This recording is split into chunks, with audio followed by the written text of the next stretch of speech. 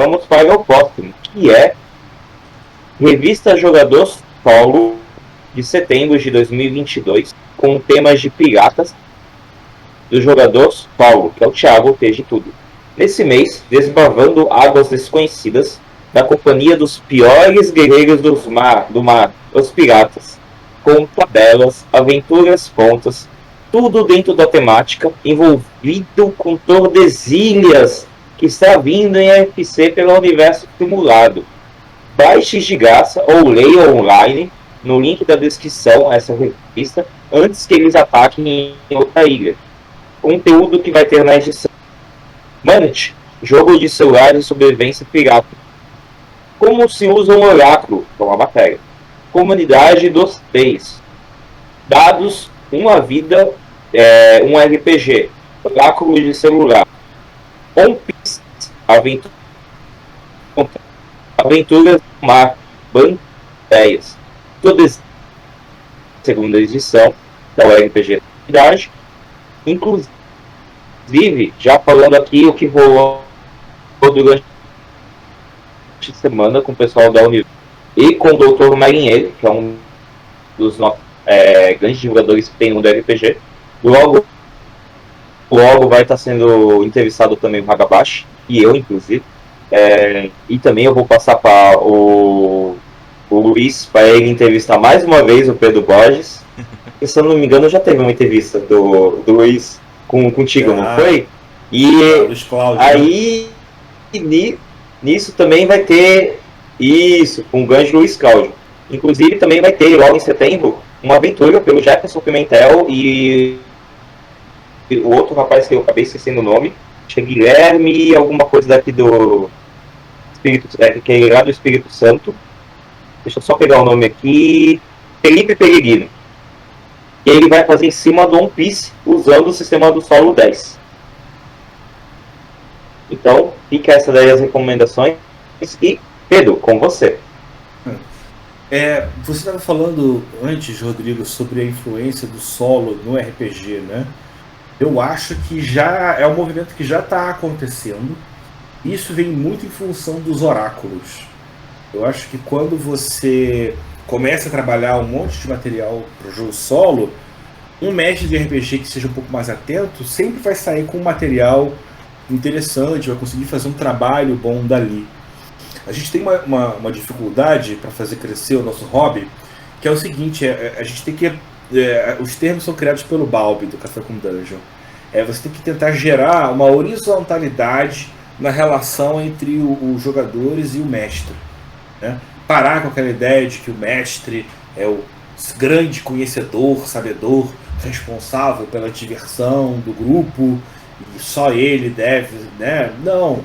Cada vez mais a gente vai entendendo de que o RPG ela é uma criação coletiva. É muito mais interessante a gente destacar o que está acontecendo no durante do que aquele background de 25 páginas que foi escrito na prévia. E eu acho que a inserção dos oráculos no jogo de mesa normal já é uma alteração, na minha opinião, irreversível como game designer, né? O Cordel do Reino do Sol Encantado, ele tem um dos cordéis que chama o... Deixa eu pegar ele aqui para vocês darem uma olhada. O Alto e o Calvário do Jogador Solitário.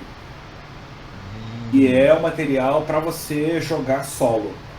Só que um mestre mais atento, tudo bem, ele vai ter algumas regras, algumas coisas que, por ser jogar sozinho, não vai fazer muita diferença. Mas tem uma série de tabelas para início de história. Você pode jogar no seu jogo de mesa.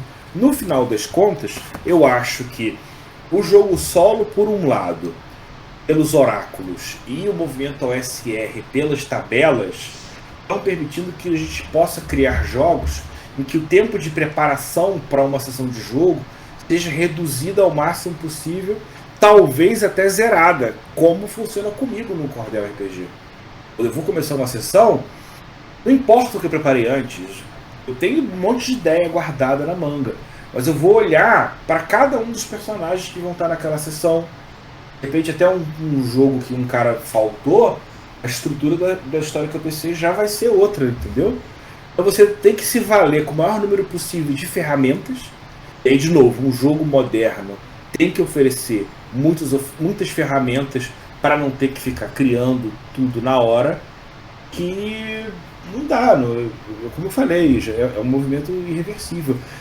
Basta pensar o seguinte: como é legal você ser um leitor de um RPG na qual o autor teve um carinho de sentar e pensar em 372 ideias diferentes, sistematizar dentro de diferentes tabelas, para quando chegar aquela maldita hora que o mestre dá um branco, ele não sabe o que fazer, ele pode tirar ideias dali que já estão prontinhas, mastigadinhas, quase que nem aquele passarinho lá que regurgita na boca do filhote, para você já fazer o básico e fazer o jogo render, né? Seus jogos também são assim? O que me leva a um dilema também, Hagabashi. Senhor Hagabashi. Que você gosta muito de Vampire. Eu sou apaixonado por Vampire.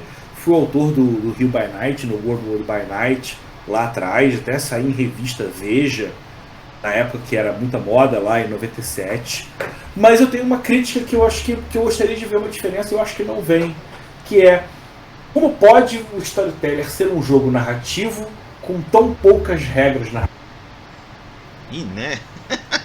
Eu concordo contigo. Na realidade, Pedro, eu acho que o Storyteller ainda falta muito se consolidar.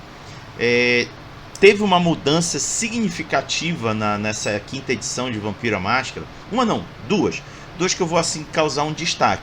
A primeira, que é a mecânica de fome, que mudou consideravelmente a forma de se tratar o efeito da fome e a besta presente em torno da fome dentro dos personagens, que isso afeta consequentemente a humanidade do personagem. E a segunda é a redução de etapas quando se chega numa cena de disputa, de conflitos, não necessariamente conflitos físicos de briga, mas todo e qualquer tipo de conflito, inclusive social, que agora a força de vontade é uma trilha preenchível que leva, entre aspas, dano. Mas acho que eles ainda têm muito a amadurecer, viu, Pedro? O Storyteller, ele é uma opção de sistema que na época foi criada para fugir do formato D20, do sistema D20. Na época foi assim sensacional, mas com o tempo a gente foi verificando que ele precisava de melhorias. E aí, infelizmente, com a suspensão dela, não se pôde continuar, mas graças ao Crônica das Trevas houve uma evolução significativa, tanto que a quinta edição chupa essa evolução do Crônica das Trevas. Pouca gente chega a admitir isso, mas é verdade. Muito do que a gente vê hoje do sistema de combate é tirado do Crônica das Trevas. E como eu falei no começo, acho que ainda tem que evoluir bastante, viu, Pedro? Acho até que precisa evoluir olhando muito para o PBTA. Eu acho que o PBTA é um formato muito legal que poderia ser pensado coisas boas para dentro do Storyteller. Não sei se eu te respondi. Vai lá, Lucas. Adorou, Pedro. Não, vocês não falaram, vocês puxaram com outro assunto que não tinha nada a ver com o que eu falei da revista. Vamos lá, não, então deixa eu falar aqui um pouquinho. A revista Jogador Solo, ela é bem interessante. Pedro, tu tá mutado. Agora, voltou? Voltou. Pô, eu fico batendo aqui nesse microfone maldito. Então, o Thiago, ele já tem algum tempo produzindo essa revista, sempre está trazendo conteúdo relacionado a RPG solo. E o legal é que ele agora está fazendo temática. Já tem quanto tempo que ele está fazendo temática, Lucas? Eu acho que, se eu não me engano, acho que essa já é a quarta ou quinta revista que faz temática. Quarta ou quinta, né? Pô, legal isso. Inclusive, ele tá dando aqui isso é que é legal da comunidade, viu, Pedro? A galera se ajuda. Eu acompanho o grupo do Universo Simulado, que o Luiz Cláudio administra, inclusive o Lucas que me levou para lá, inclusive. A gente percebe essa parceria. E aí, recentemente, eu entrei no grupo do Facebook do RPG Solo, e é o tempo todo o pessoal se apoiando. Tem até um lema que o Lucas me corrige se eu falar errado, mas não traga críticas negativas, traga críticas construtivas que sirvam para o autor trazer um melhoramento para aquilo que ele está construindo. Isso é sensacional e a gente vê nesse tipo de promoção, como a revista dos jogos do Solo, que está promovendo o Tordesilhas do Universo Simulado do Luiz Cláudio.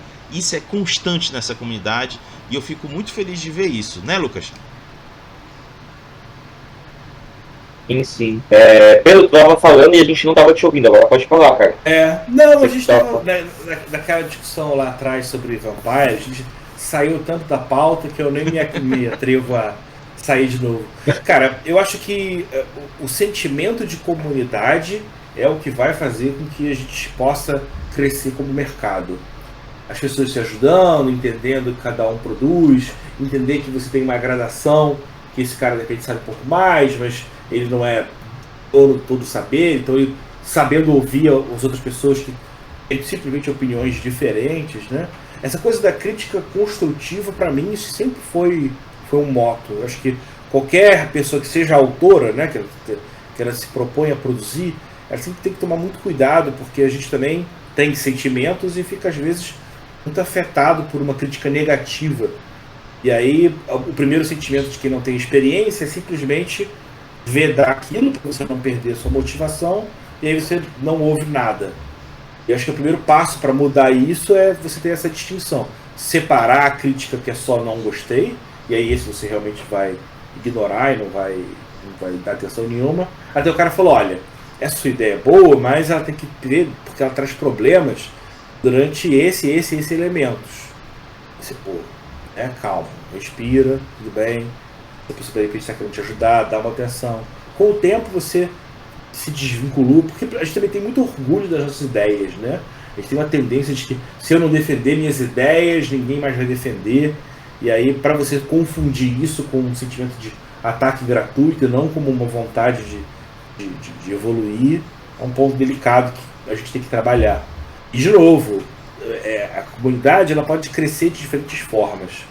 Ela pode crescer simplesmente como mercado em si, que vai fazer com que movimente muito dinheiro, mas ele pode ser um mercado tóxico, em que as pessoas não querem saber de consumir, ou de lacrar, ou de alguma coisa que não é fazer crescer o próprio meio, fazer o jogo, falar sobre o jogo, crescer sobre o jogo. E eu acho que muda bastante. Eu tenho pouco contato, se eu tenho algum contato com a comunidade do RPG Solo, uma coisa que eu tenho que me envolver mais. Ainda estou me devendo gravar uma versão solo do Cordel para deixar produzido e ajudar as pessoas a entenderem como funciona, né? Mas da única parte só posso destacar que se existe o Iron Sworn, né, como a referência lá em cima, né, que é um financiamento coletivo lá fora que está começando a bater $1 milhão, quer dizer que existe alguma coisa aí e a gente tem que entender uma forma de trabalhar bem isso, né? E tomar cuidado só porque às vezes as pessoas acham que vou fazer uma versão solo só porque tem que fazer, porque está na mídia, e não dar uma mergulhada maior sobre as referências e tudo, né? De todos os cordéis me vieram com uma rapidez muito grande, mas do jogo solo me demorou bastante, porque eu tinha que dar uma estudada mais sobre esse universo que eu conhecia pouco. E cada vez mais acho, voltando para a ponta inicial que o Rodrigo falou, que o RPG tem muito a aprender com o jogo solo. Só esse recado que tem que ser dado.